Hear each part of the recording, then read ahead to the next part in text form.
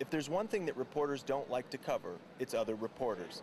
Our job is to cover the story, not be it. But there are times when it's instructive to point the camera at ourselves. Upwards of 1,000 journalists have shown up to the middle of nowhere in northern Chile to cover a story that speaks for itself.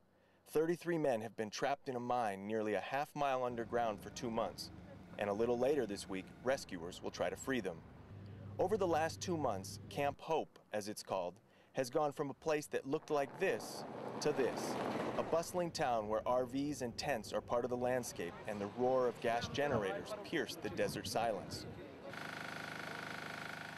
While it would be understandable if families of the trapped miners were tired of speaking to reporters, most have been patient and gracious. They even say thanks for telling this story to the world.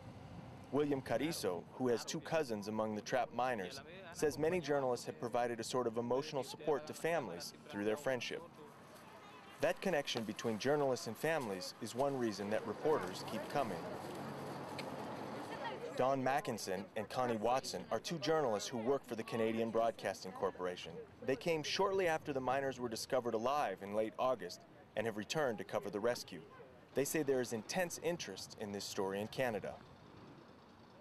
And then the fascination, I think, by people, they want to know every detail that we can glean from these ministers, like what they're doing, what they're smoking, you know, little details of their routine life. People seem fascinated by the whole scientific health, mental health thing that they're going through.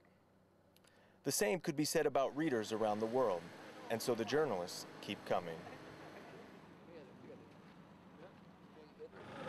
No matter how many journalists show up to cover this rescue, I think I can speak for my colleagues when I say we are all hoping that the final chapter in this incredible story of survival is a happy one. Peter Pringelman, The Associated Press, San Jose Mine, Chile.